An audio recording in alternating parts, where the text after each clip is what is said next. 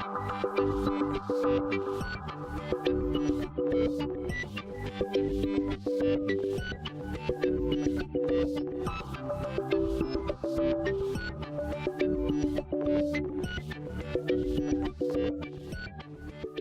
speaker today is Amber K. Scott.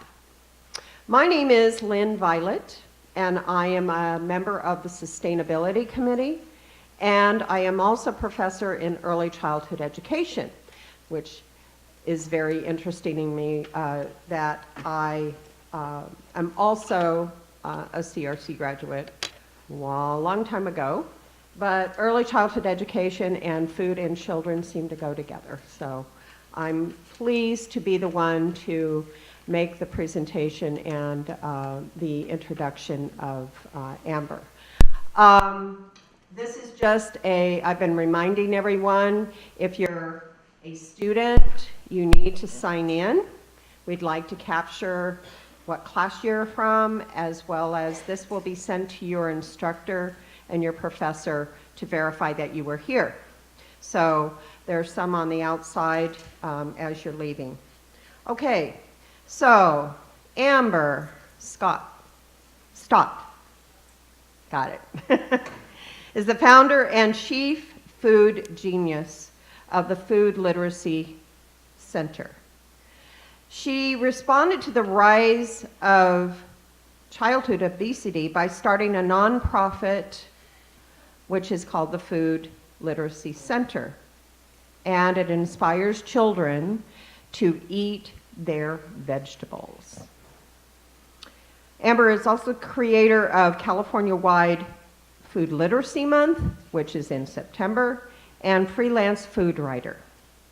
She has been named a Food Revolution hero by the James Oliver Foundation, one of the Food Tank's 20 innovators protecting the planet, and she is a TEDx Sacramento Changemaker Fellow.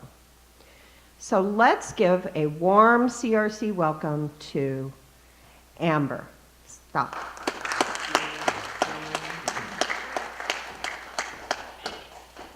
Thanks, guys. Can you hear me now? Great. So I'm going to say fruit, and you're going to say veggie. Fruit. Fruit. Veggie. Excellent. So my talk is going to be about living La Vida Locavore. And so I have to start with my local roots and where local food first became important to me. I grew up in rural Illinois, and there's an amazing picture of that right there. Just picture it. It's wonderful. So I grew up in rural Illinois, and I grew up on 2.5 acres. But it was, in fact, a food desert. We had to drive across the Mississippi River to Iowa, where we would get the majority of our groceries. So my parents had this huge, beautiful garden where we grew lots of vegetables, and we had fruit trees, and my parents canned everything from applesauce to jams to tomatoes. I, in fact, never had a canned tomato product until I went to college, and I was very weirded out by that there weren't like creepy spiderweb jars like on the countertops that I would have access to. That's what I grew up eating. So fast forward to present day, and of course, you know, I definitely had access to junk food. It's just not stuff that we had in our household at home. My parents very much enjoyed eating quality food. My grandma baked everything from scratch. Her sister owned a little bakery in Iowa, so we loved cooking, and I just assumed that's how everybody lived. I just thought that not having things like Pop-Tarts or sugar-sweetened cereals inside of our house was like an act of my parents being mean to me, and not actually that they cared about me. So fast forward to 2001, and I moved to Sacramento, California. After I went to college, I just wanted to see and experience the world. So ended up in Sacramento, and there's an amazing photo of Sacramento. Picture it in your mind. And here in Sacramento, I went to my very first farmer's market, and it's paradise. You guys literally have all of the things. And my mind was blown open that people had access to this type of food and this quantity and this level and this quality. And this was like why my parents had the garden in their yard, right? So that, the few tiny months in a year, we could experience what Sacramento gets to have all year round. So, needless to say, I brought my dad out. His very first visit, the first thing we did was go to the farmer's market. And he was like, why do you even have a garden? Because he was so excited by everything we had at our farmer's markets. But it wasn't long before I started to realize that the farmer's markets weren't full, of people shopping. They were full of fruits and vegetables and gorgeous food, but there weren't very many people at the farmer's market. And the friends I had that were my same age, I would say, it's the holidays, let's have a potluck. And, they were bringing stuff from the deli at the grocery store, and they weren't making their own food. And it was weird to me. I didn't understand. And then I started just gobbling up, like most people drink water, every food nonfiction book I could get my hands on. So I was reading everything. The very first one that is one of my favorites was Jane Goodall's Harvest for Hope. And that came out about the same time as Michael Pollan's Omnivore's Dilemma. It's kind of a similar book. And I love Jane Goodall, so that's the one I read. And it just cracked my mind open that, the reason I had what I had in Illinois and the reason we have what we have here in Sacramento and the reasons for why people weren't eating it, I was like, there is a system and it is broken. And I just couldn't devour those books fast enough to understand what was going on in this world around me. And before long, so simultaneous to this, I'm working in nonprofit. That's my background, is in nonprofit management and fund development. So meanwhile, I'm working in social service types of nonprofits. So working with a population that is very low income and high need. And same thing, I was seeing their diets were very much processed food. And one of my nonprofits, we worked across the street from a food bank. And people would come in with their beautiful garden produce, and we would just find it in plastic sacks along the street corner because people would receive them and not know what to do with a raw eggplant and just leave it sitting, because what do you do if you're going home to maybe a hotel that you're staying in? What do you do with a raw eggplant? So it became crystal clear to me that there was a problem and something needed to be done. So in 2008, I started a food blog called Awake at the Whisk. And you can still go there and visit and read all the old articles. I don't keep up with it anymore, but it's still there. But this idea of eating locally really appealed to me, because in Sacramento, we really don't have an excuse not to eat local. Like all of this is like a pinky finger's worth of what's amazing and delicious that we are growing right in this region. So I really personally wanted to explore that stuff. So I really wanted to get in there and try to be a locavore myself. So I started this blog, and at the same time I was writing for Edible Sacramento. And again, we have this problem of a lack of, on the one hand, we had huge surges in obesity, right? And on the other, like I mentioned, the food banks who were trying with all their might to remove the processed food and give people fresh vegetables. And to me, I saw this giant chasm in between, that we were quite literally throwing vegetables across this chasm at the problem of obesity. And in my opinion, they were just thudding, right? So that chasm is what I wanted to investigate. So I started, as a journalist for Edible Sacramento, I was just asking everyone I could, what's going on here? Is somebody doing this? Is this chasm of the knowledge and the eating of vegetables, is anybody addressing this? Is there a cooking class associated with what's happening at the food bank or with the local urban farms? And come to find out, there wasn't. So in 2011, I decided I'm really riled up. I'm going to do something about this. So I decided to jump off a cliff and build this nonprofit and build the parachute on my way down. So I started Food Literacy Center, and it's a nonprofit that essentially our mission is to inspire kids. Picture my logo up there. It's this. That's, picture it there. So our mission is, no worries. Our mission is to inspire kids to eat their vegetables. And we teach low-income elementary kids during after-school programs, cooking and nutrition. So the first thing I want to do when I started this nonprofit, and now the local food story continues, I decided that I really wanted to put Food Literacy Center on the map. Like, yes, I started going into schools and I started delivering this program, but I thought, I'm reaching 120 kids a week. Like, it's kind of like a tree falls in the forest doesn't make a sound. So I knew I needed to do something to raise a bigger flag about this problem of food literacy and to raise broader awareness. So I said, I think I'll start a food literacy month. That sounds good. So you have all those months that people celebrate, nutrition awareness, all these.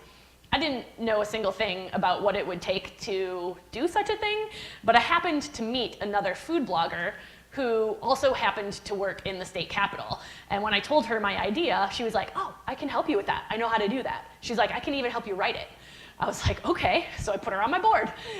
And we began writing the language to declare the month of September as Food Literacy Month in the state of California. So this was ARC 161 for anyone keeping track who wants to look it up. And it is essentially was a concurrent resolution between the state assembly and Senate that would declare the month of September as Food Literacy Month and essentially inspire kids to eat their vegetables and to raise awareness about why this was needed in the first place. So we get the resolution written, we get an author. Assemblymember Roger Dickinson decided to sign up and author. We actually had competing interest in who would author that bill, so we were very lucky. There was a lot of interest. And the first thing you do when you pass a bill like this is it has to go through a hearing. And this particular bill went through the health committee. And my board member is, coaching me, and I've never done this before. She says, okay, you're gonna go up and give your talk, you get a 3 minutes, and then they will ask if anyone opposes you and opposes this resolution. And of course no one will, because this is a nonprofit resolution and everybody likes kids, so it's gonna go through with flying colors, don't even worry. So I go up, I give my 3-minute talk, and they say, okay, is anyone in opposition to this bill? 5 people stand up. So 5 people, and the thing they are opposed to is my favorite word, local. This is what they're opposed to. It literally was like, dun dun dun, the local food. So I'm just flabbergasted, and it was, I woke up the next morning, and my name is in the Huffington Post. And the headline is something about, proposed legislation, picking a food fight. I was like, I want kids to eat their vegetables? I don't know why that's bad. And so essentially, it turns out that we were largely being opposed by large conventional agriculture, and largely because they serve the entire state of California, and I guess the word local at this time was threatening.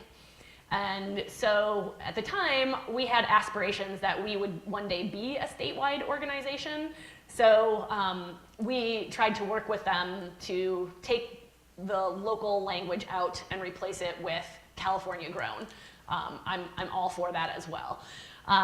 So eventually the legislation did pass, thankfully, but this story is going to continue because it passes, but we're still sort of this, this kind of hippie organization that's like, at the farmer's market doing this local thing. And at the time, this is 2012.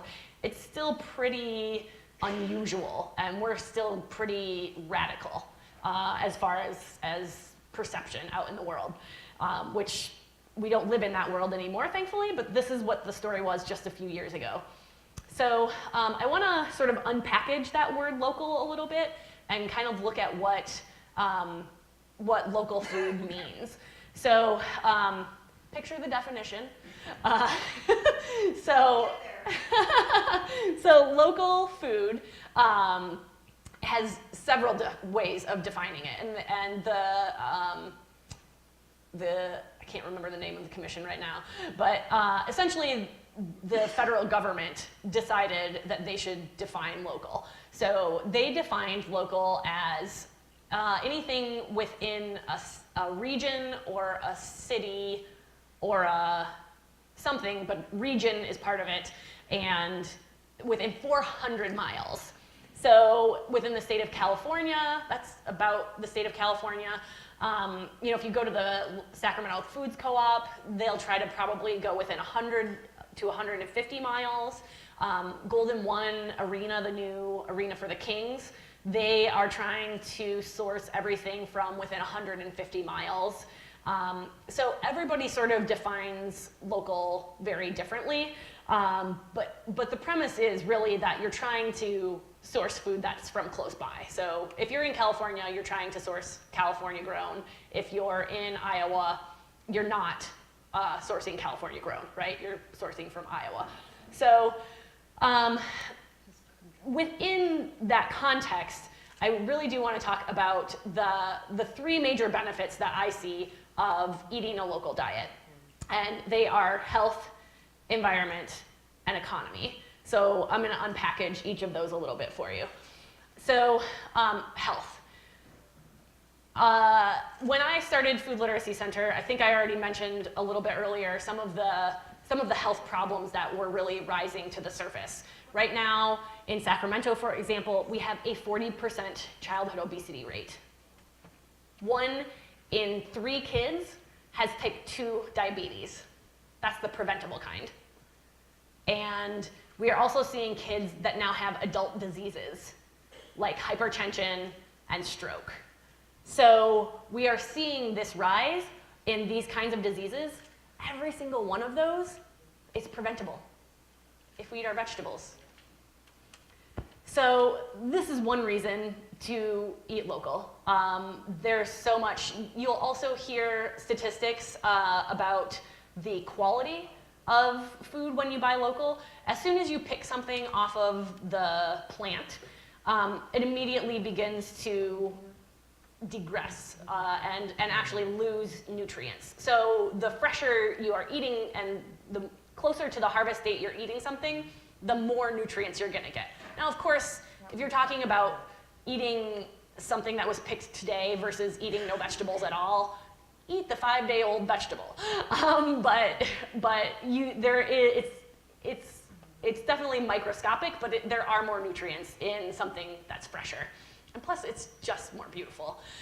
It's much less appetizing once it starts to sag, right? Like, these guys look amazing now. Give them an hour. So, what's that? Great. I'm going to show you all the things you missed.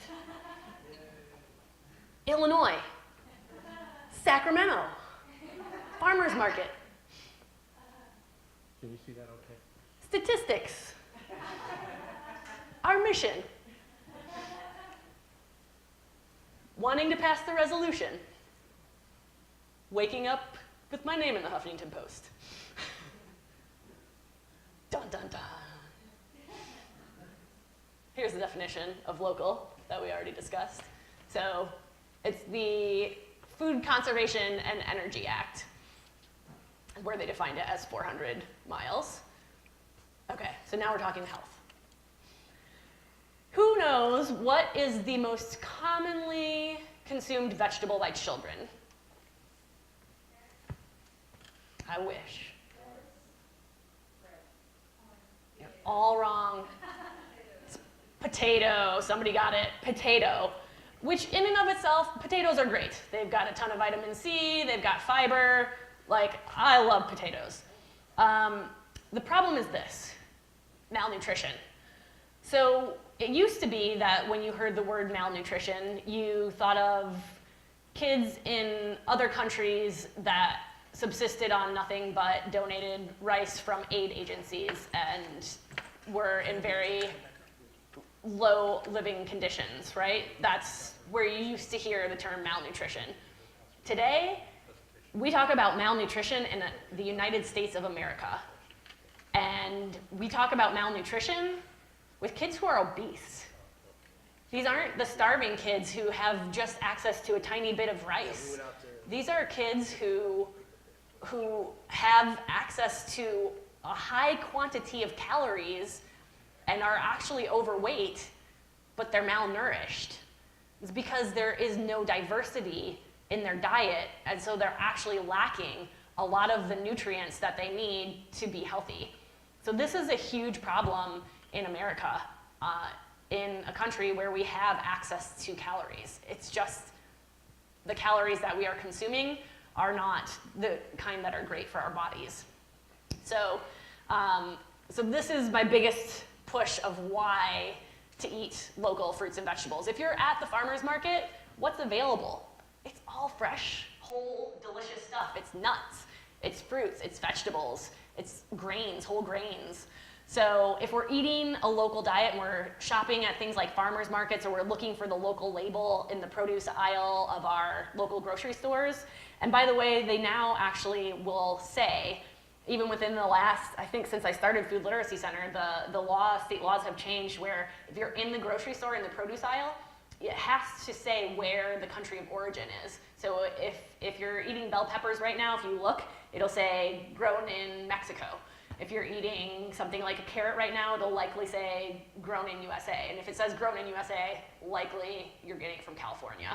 So I'm always pretty conscientious about looking, because that's how you will start to be a little more conscious about what is in season right now. So all this stuff is what's in season right now. We pick seasonal things to bring here. But these are the primary reasons for me to eat a local diet for your health. The variety. That one nips that malnutrition. And also the taste.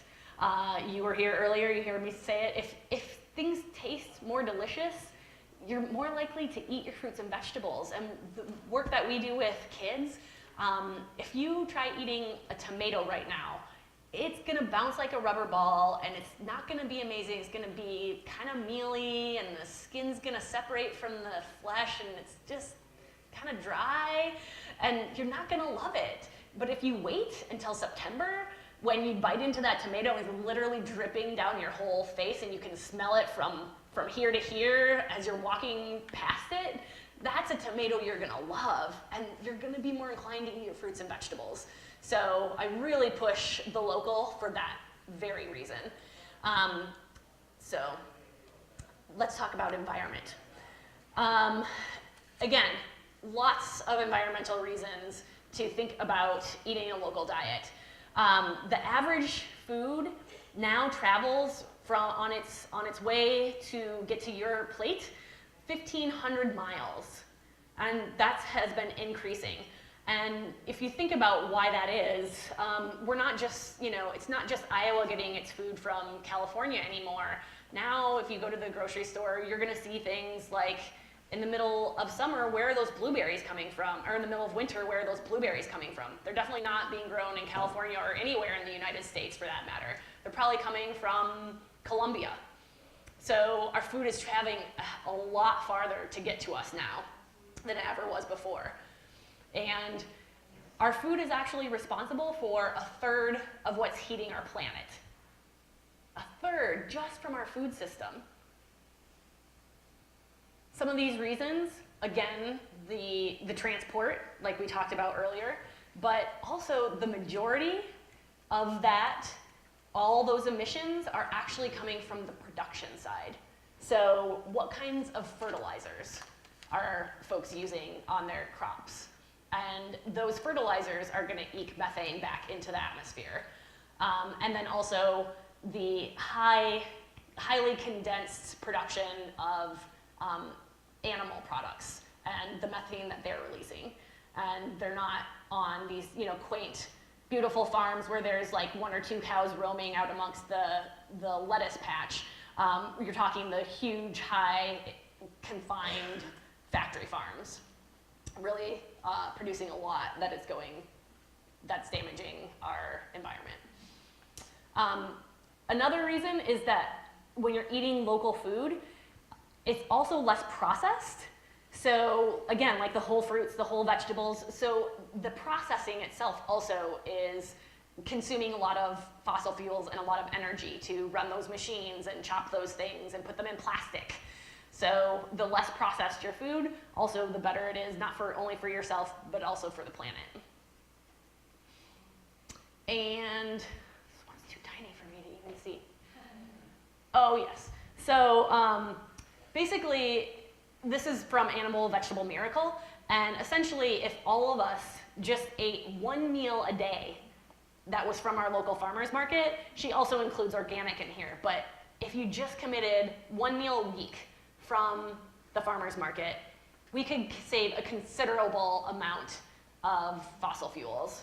And if you think about our farmer's markets, it's really easy to make an entire meal. And I did a lot of this on Awake at the Whisk, where I would make entire meals and entire recipes just from what I could find at the farmer's market. Because you can get olive oils there, you can get rice, you can get tortillas, you can get cheeses, you can get meats, you can get anything and everything. And if you just think a little bit differently, what I started to do is I would have my grocery list of all the things that I knew I wanted to eat that week. And the first place I would go was to the farmer's market. And I would really stretch myself to say, okay, what of these things could I be eating a different item that's local instead of what's on my list? So for example, bananas. Do I really need bananas? Or could I be eating citrus right now? That's really in season. Or could I be, if a cooking oil was on my list, could I be using California olive oil instead? Or if I had a grain on my list, could I be using local rice instead? So I would really be conscientious about swapping out some of the things that I was used to buying and trying to purchase more things local. You can even get breads there. I mean, make a grilled cheese sandwich stuffed with some chard. Done, you've got a local meal. So that one's important. But also you can save a lot. Another environmental impact that's even bigger than eating local though is the environmental impacts of raising like the proteins that we eat. That one is actually very high in terms of its impact on our environment, whether it's local or not. And the number one food that we waste. Anybody know? Close. Vegetables in general. It's number one food that we waste. So what I recommend for folks, if they don't already eat vegetables, or they're going to someplace like a farmer's market, be very conscientious, because it's really easy to see all this beautiful stuff and say, oh, I'm gonna start eating more vegetables, and pick up 5 vegetables that you've maybe never tried before because they look pretty, or maybe you're familiar with them but you're not 100% sure how to cook them when you get home. And then what you end up with is a fridge full of vegetables, and then you open your fridges, you say, what's to eat? And you go, oh, all these vegetables, I don't know what to do and I'm busy right now. And you close the fridge and you don't eat any of them. So I have this commitment to myself that I will only buy 1 new vegetable a week. I have all of my favorites and all of my standards that I always know what to do with, but once a week I try to pick something new, and then I have the whole week that I dedicate to figuring out, doing internet research, looking in cookbooks. Okay, this week I'm just gonna learn what to do with radishes. So that way you can eliminate how much you're wasting by sort of not getting too eager with your vegetable love. So economy. This is, in my opinion, the most important area, and particularly for systems change. All of them are important, but this one is important for systems change. And the reason is, so our resolution passed in August of 2012. I already talked about the challenges that we had, that we bumped up against in trying to pass that. So fast forward to October 31st of 2012, and a resolution passed in Sacramento declaring our city or our region the farm to fork capital of America. And the reason this one worked and had huge support and no opposition is this. It was about bringing dollars and jobs on the tails of a recession. So this is the reason why systems change is beginning to happen, and why suddenly I woke up and instead of being in the Huffington Post, Food Literacy Center was the most rocking cause on the planet, is because that happened. And it's because people started to see, oh, we can also make money on this. So that's why it's very critical. I think any cause that really is going to succeed, there has to be some element of economic gain, whether it's job creation or improving the city for folks on a very large scale to sit up and take notice. So with that said, sorry, they're so tiny.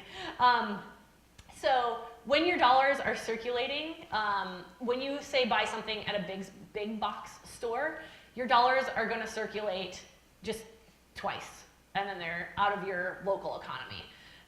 If you are buying something local, those dollars are going to circulate up to 5 times before they leave the local economy. So to help you understand what that means, so say you go to Home Depot and you buy something. So the cashier at Home Depot gets their paycheck and they pay their local water bill, and they go to a mom and pop shop and have a meal. And those dollars are now in our local economy. Well, then they also need to go and buy some paint. It's back to Home Depot headquarters, right? Whereas if you're buying those dollars, spending those dollars locally, so maybe you bought your carrots at a local farmer's market, he has some chickens, they need to see the vet, he calls the local vet, the vet goes out to dinner locally, on and on it goes. So that's what they mean by the circulation of the dollars. So here are some examples of campaigns. I already talked about America's Farm to Fork Capital that really started to rise up around the concept of eating local food. And this happened pretty much as the economy was really just struggling. One of the few industries that actually saw growth during the recession, restaurants and also agriculture.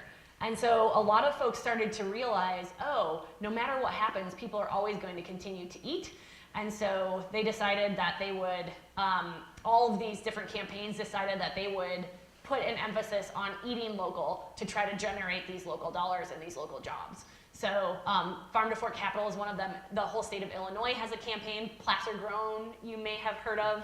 Placer Grown is up in Placer County, and they have little stickers. So if you're shopping different places, you'll actually see like a Placer Grown symbol on the mandarins or the other types of the nuts or the other products that you're shopping for. So this is really critical. Also right now, I put the central kitchen on here because, again, when it comes to economies of scale, this is critical. Right now, we have a farm to school grant with Sac City Unified School District. And essentially the scope of that grant is to purchase local vegetables. So right now, a lot of school cafeterias, they are purchasing in bulk. If you think about the quantities of kids one entire school district is serving on any given day, it's massive. They're purchasing at the same rate as like a restaurant chain. They're huge. So for them to access the quantity and quality of food that they need, it's very difficult because they don't have regular kitchens anymore where people can actually walk into the kitchen, chop things up, and heat them and put them in an oven and then serve them. They really just have warming ovens. They don't even really have the capacity to chop a lot of things. So in this farm to school grant that we have, just to give you a good example, we need to work with the school district needs to find vegetables that sort of could go straight onto the salad bar at the school. So a carrot like this is really big for a small kid, and they're not likely to pick up the whole carrot. But if the carrot was this big, a tiny kid is more likely to put that on their tray. So that's what the school district is after. So with tomatoes, for example, and that's because they can't chop it up. They physically can't buy a batch of carrots like this and send them to all their schools, because their schools don't have the capacity within their tiny kitchens at each school to physically chop up those carrots. So it's a conundrum. So for example, they're trying to put tomatoes on the salad bar. Well, they have to have cherry tomatoes because they can't chop the big tomatoes. And so trying to find one grower that can give them, 200 crates of cherry tomatoes on one given day that's local is a challenge. So something like a central kitchen is becoming more common around the country, where one school district will essentially have a hub kitchen, and it's a huge commercial kitchen where they bring in staff who are cooks, and they're the ones who are chopping these up, and then they're putting them in smaller packages to go out to every school within the district. So instead of going and buying, pre-packaged baby carrots from potentially China, they're actually buying from a local farmer and chopping them and distributing them. So it's a very complicated system, but again, the economy factor here is that it actually will end up creating jobs and saving money for the school district, because they're not paying the external labor to chop and package those external carrots from somewhere else. They're buying them really cheaply in bulk, and then they're hiring their own staff to do the chopping and the cutting. So the cost doesn't go up, but they're able to get better quality food. It's just a shifting of those resources, but they need that kitchen to do so. So just a little background on some of how critical it is to get those local vegetables. So as I mentioned, our resolution passed. We feel very excited. And so Food Literacy Center essentially embodies these three areas of health and environment and economy within the definition. So we define food literacy as understanding the impacts of your food choices on health, economy, and environment. And really, once you understand that, you're going to be more inspired to create other types of change, right? So I'm going to talk to you about gauge. And I already talked about flavor, my most important reason for eating local. And this little guy, this is his second year in this photo of food literacy class. So we're back at the nonprofit, we're in a school, and we're making a salad. It's day 2 for him, year 2 of food literacy class. And sitting across the table from Gage is a new girl who's never been in food literacy. It's her second day ever of food literacy class. And we're making a salad. And she does not want to eat anything. She's afraid of all of it. And she tells me, she's like, I don't like vegetables. And I said, well, that's okay, because you're actually sitting next to Gage, and Gage loves his vegetables, so you just left more for him. And on cue, Gage reaches into the bag of baby kale that we had, or the bowl of baby kale that we had, and you see, he starts stuffing it into his mouth as if it's popcorn. And the little girl across from him just sort of looks. She looks down at the bowl of spinach or kale. She takes some. She puts a little leaf on her plate. She takes some of the other vegetables that we had for the recipe, and she sort of shyly starts to nibble. And the next thing you know, she's filling her plate. She's eating a whole salad. So again, it really is possible to get these vegetables and these fruits into our kids. They love them because we're bringing them such quality food. We're bringing them these beautiful things from as local as we can get them. We work with the local food bank. They do a lot of sourcing from local farms, so they have beautiful quality food now. That we also work with soil-borne farms. They will actually glean, so they'll go and harvest fruit trees from local neighborhoods. So we have a lot of beautiful food that we're bringing in that reflects what the kids have access to themselves. And this is just an example of kids and how they experience this type of food. I asked kids one day to describe to me what something tastes like when it's in season. And we taught them what in season means. And this is one girl's description of a peach in summer. And then another little boy, I said, what about blueberries in winter? And he said, their skin is all baggy. Kids remember this stuff. They know what we're feeding them. And so if we really think seasonally and get them the best quality stuff, they're gonna love it and they're gonna have this experience and not the baggy blueberry. So just to give you an example of how we approach this work with our kids, we actually start very, very basic. We don't start with a kale salad. The first recipe that we ever make with our kids is a peanut butter sandwich. So we take a peanut butter sandwich because we know they're familiar with it and we know every kid loves them. So we know that they're gonna succeed. This is their first experience ever cooking from a recipe. So whoever thinks of making a peanut butter sandwich as cooking? Like, right?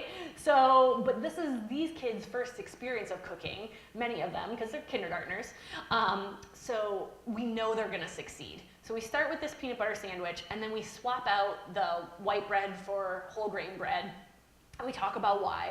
We swap out the peanut butter for sun butter, and we talk about why. It's mostly for allergy reasons. We don't wanna kill any children. There's a lot of nut allergies right now, so sun butter is a good alternative because it's a seed and not a nut. And then we ask them to swap out the jelly for whatever fruit is in season. So sometimes it's pomegranates, sometimes it's persimmons, sometimes it's pears, sometimes it's plums. Whatever is in season at the time we're making this recipe, we'll bring that in. And then we talk to the kids about why we're swapping the fruit and the jelly. And we talk about, does one of these have more sugar than the other? Does one of these have more fiber than the other? And suddenly the kids are really engaged and they're excited and they will start wiggling in their chairs asking if they can eat their recipe yet. So this is how we draw them in. And then little by little, we make these kinds of swaps until we're making them a brown rice and kale salad. And they're happily doing it because those foods are now familiar to them. And we're really not, even though the title of my talk is about being a locavore, really we're not pushing any kind of a diet. Like, we just want this to be a lifestyle. When I was growing up in Illinois with my canned tomatoes, I didn't know any different. I just thought that's how everybody lived. It was just a way of life. It wasn't a movement. It wasn't fancy. It's just how we lived. And this is exactly how we want our kids here in food literacy to grow up as well. I mean, we have access to all of this. This should just be how we live and eat. So that's our main goal with this. And kids really love what they're doing in food literacy class, and we have evaluation to show the results. We know that 70% of our kids are going home and requesting for the foods that they've tasted in food literacy class. And the parents are telling us that they love buying those foods. Meanwhile, we know that 90% of our kids are telling us that healthy food tastes good. We see almost exact opposite numbers when we first come into a new school, where they're telling us, no, healthy food doesn't taste good. So within 3 months, we can completely change their attitude toward eating things like vegetables. And that's what's so critical. We're trying to change their attitude, their knowledge, and their behavior. And we have this awesome program. In a little bit, I'm gonna bring up some folks that have participated in this, but we run something called the Food Literacy Academy.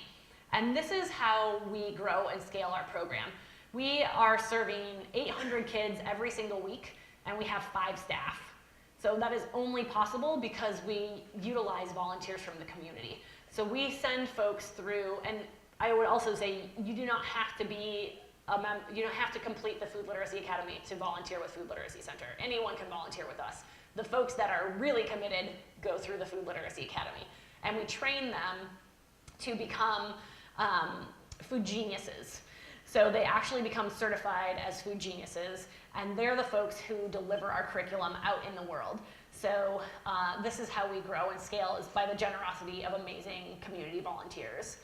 And as part of our success, in January, the Sacramento City Unified School District actually voted unanimously to call Food Literacy Center the operator of this beautiful thing that we are dreaming up called the Broccoli Headquarters. So this is going to be a facility that we will build on an elementary school campus. It's a Title I elementary school, and we're going to build this beautiful teaching kitchen as well as a school garden and urban farm where we will have every single kid in that elementary school and as well as the adjacent high school that's next door come through a academic standards-based curriculum in both garden and kitchen. So we're really excited about that because it will align food literacy with standards and show that it's as critical as reading and math. So that just happened. So we're real excited. It will probably open in early 2018.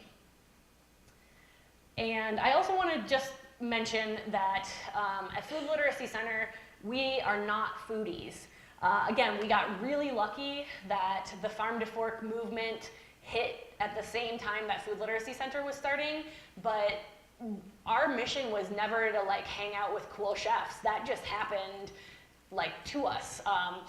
We got lucky, but we're not about being foodies. Like we appreciate food and we love food and we love hanging out with chefs, but really those chefs are there because they're role models for the rest of our kids. We want them to see that people that are as cool as chefs love eating vegetables and know what to do with them.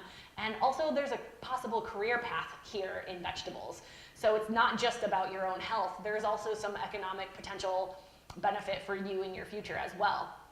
So this is a term that I made up, and this is what we call folks who belong to Food Literacy Center, people who have sort of dedicated themselves to wanting to change our food system. Instead of calling yourself a foodie, we call ourselves food literati. So I hope you start using that term. My new cool water bottle. And so I'm just going to leave you with a few tips, and then I'm going to call up a couple of our volunteers to talk to you. But you know, just a few things. Become a food adventurer. This is what we tell our kids in food literacy class.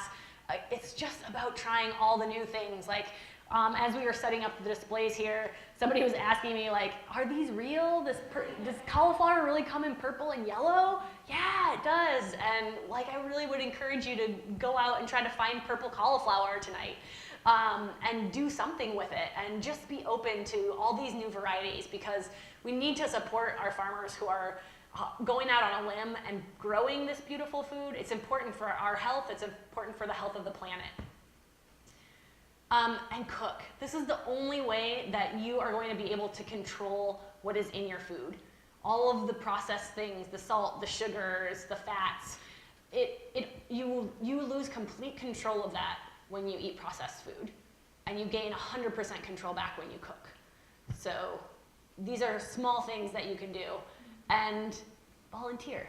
So I'm going to bring up a couple of my volunteers, and I want them to talk about a little bit about getting a mic. A little bit about Food Literacy Center and what they are also students or former students of this college, and so that's why we thought it would be cool to bring them up. Come on up here. Do it. Hi everyone, my name is Robin Wong, and I've been a student on this campus. I went back to college. I have a degree in communications and business, but as my 4 children were entering college, and all those years of raising them, I saw the obesity problem increasing, and I saw their friends becoming less healthy. And I became very passionate about going back to school and becoming a dietitian. And so along that path, becoming a dietitian and learning about nutrition, I wanted to be out in the community sharing what I was learning, and started looking, and lo and behold, I found food literacy. I'm like, wow, it's all about fruits and vegetables, and I'm plant-based, and I can go help kids. And so it all just kind of dovetailed really nicely for me. So I started in volunteering, and shortly then afterwards, like, that wasn't enough, and so then I became a food genius. The only time I can ever be called a genius is through food literacy. And then through that, I now get to go in and teach, be a lead teacher. I think I'm in 3 schools or 2 schools now, I don't know. But and one of my highlights recently is we are having organic versus non-organic strawberries teaching kids. And this one kid is like, I don't like strawberries. I'm like, how do you not like strawberries? They're so delicious. And he tried it, and the kid ate. I had to like slow him down. He's like, I'm gonna have my mom buy some of these. I'm like, oh, so if you get one kid is. I was so excited. I came home and told my family, and so then on the second side of things, it's been great because there's so many people from so many disciplines that volunteer. Like Amber said, the chefs, other dietitians, nutritionists, people who are involved in gardening and sustainability of the planet and the food source. And they're all under this one umbrella. It's just been so cool to be able to share this common love of food. So anyway, that's how I got involved. I love it. The people at Food Literacy are awesome. They're my second family. And if you have any time and are so inclined, because they'll take you for a short time, they'll take you for a long time. Any hours you have to volunteer would be really well worth it. Thank you. Hello, I'm David, and I graduated here in May with an Associate of Science degree in Nutrition and Foods. And being freshly graduated and with no experience, it was really tough finding a job. So I worked with Professor Hagenberger, and she said, I think through Robin, that hey, I have a former student who is interning at Food Literacy Center. You might want to check him out. So I'm like, okay. I checked him out online and applied, and I got an internship, and it's actually been really, really awesome. I mean, besides the regular, I want to network and I want to meet people. I actually met a lot of neat people, and the whole staff at Food Literacy Center are completely cool and patient, and yeah, and the reward that I'm getting personally from this internship is actually teaching the kids. Of course, I help prepare the materials for the lessons and, get the curriculum together. But the real reward is when a kid comes up to you after class and tells you that they took one of the recipes home and shared it with their family and they made it, or the seeds they planted for another lesson sprouted. That's where you really get the reward from it. So Awesome. Yeah. Thanks, you guys. And there's 150 awesome people like these guys. We live and die by our volunteers, and we constantly need more. So I hope that you will get involved. We have an info table. I believe Robin and Dave are going to be out there. You can sign up to volunteer with us. You can sign up to figure out how to get a cool shirt like this. Yeah, we would love to have you. We are always looking for folks that are committed to being food literati and maybe a food genius and helping us out. So thanks so much for coming.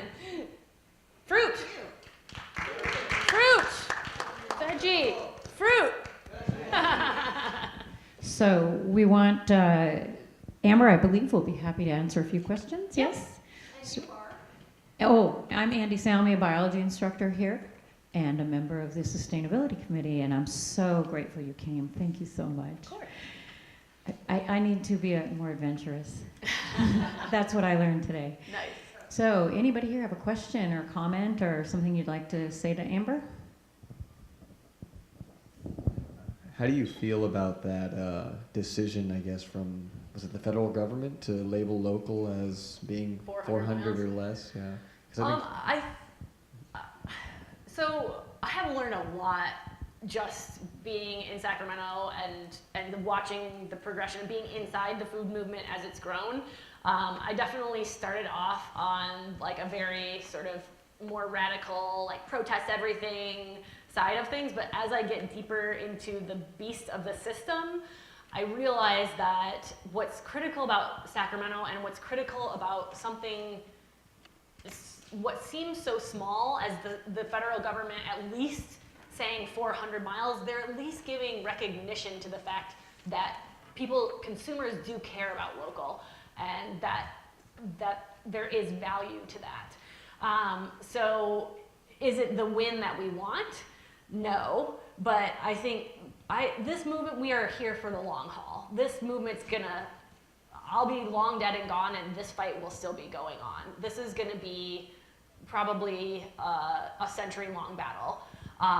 It's the next thing, right? So we need to take the wins that we can get now, because once you have that win, it makes it easier to chip away and get the next win. So I'm a super impatient person, and I have had to learn a lot of patience in this food movement, because things aren't going to change overnight. But I would say that much of this change very much is consumer driven. You know, and that's the difference. You know, the systems change happens when you can add dollar signs to it, but the chipping away of like our little resolution compared to Farm to Fork's bigger resolution is consumers care, and that's why the legislators cared, and that's why the legislators wanted to vote yes for it, because they knew that their voters do care about kids eating vegetables. So yeah, that's my answer. Awesome. Yeah, thanks. Anyone else? What has First Lady Michelle Obama brought to the table in terms of making people aware of nutritious foods, home gardening, that kind of thing? What do you think her legacy will be as they're getting ready to leave office? Yeah, so what has Michelle Obama's legacy been?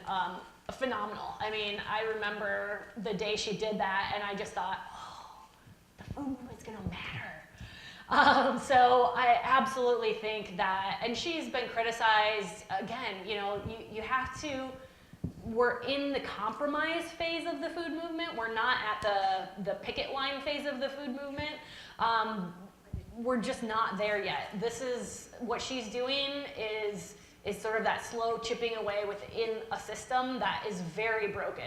And so I think her continuing to be a champion, I have a feeling she's going to continue on with this issue even when they leave the White House. I think that any president that goes in there and would try to take that garden out is going to meet with a lot of resistance. I think it's there to stay now. So I think the platform that she has created is extremely valuable. It's the same way I feel about America's Farm to Fork capital here in Sacramento. It's the platforms that they provide for the local grassroots work that's being done. It's very important. Another question here.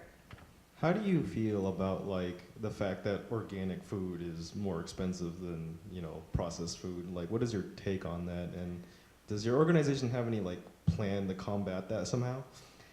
Well, I guess I would answer that in that this kind of food, if you're not concerned with the organic label, you can eat very well and on an unprocessed diet for cheaper than you can eat processed food. We actually have lessons that we do with our kids in the classroom where we show them the difference between making a fast food bean burrito and a homemade bean burrito at home. And we costed it out for them to show them your per burrito price is far cheaper when you're doing it at home than going through the drive-through. But the time that's not accounted for is your own time, right? And that's the time to cook, which is what most of us say, oh, it's cheaper to go through drive-through because of my time, right? So, but it is, there are awesome cookbooks out there. Leanne Brown has a cookbook that she wrote. It's basically, she took the CalFresh or the food stamp budget and she made recipes that you can make with $4 a day. And they're all beautiful and delicious and very healthy and fresh. So I absolutely believe that the missing piece of why folks can't afford to eat well is the knowing how to cook or having the time. Those two things can go hand in hand for sure. And so, but when you add the organic label back in, it depends. So you can get some pretty inexpensive organic at, like, even sometimes the dollar store will have stuff. We try to teach our kids about the dirty dozen. So, you know, what are the foods with a thicker skin on them, where if you're not buying organic, you don't have to worry about those kinds of things. I mean, it's unfortunate that we have to make those kinds of compromises with our own health, right? Like, am I gonna have the vegetable that has pesticides, but I'll at least get the vitamins? We still are in a food system where we have to make those choices. Any other questions? Mm-hmm. There you go. Yes, I'm not camera right. Hi, thank you. What would you say to folks that are sort of challenging and being critical of the local farm to fork movement, and more specifically, the folks that are saying that it is a movement that is becoming sort of for the privileged and sort of being swept away by gentrification in our city, and it's becoming this cool, trendy thing, where in reality it's something that is very rooted in food justice and very rooted in survival for people across this country. Again, I'm very grateful that the farm to fork effort is happening. I'm on the steering committee, and I got myself to, I mean, I didn't like know there was going to be a steering committee and ask, can I be invited? But when they announced we were going to have farm to fork, I went to everything. I showed up. I said, how can I help? Because to me, I recognized that it was going to be a systems change that was going to be critical for the grassroots work that we're trying to do. Because I truly believe that if we want our kids to grow up in a community that supports the healthy choices we're teaching them in the classroom, we have to have a city, we need to have good restaurants where I want my kids working at Ella one day, right? Like, I want them to have those opportunities. So we have to have all the levels of a food movement.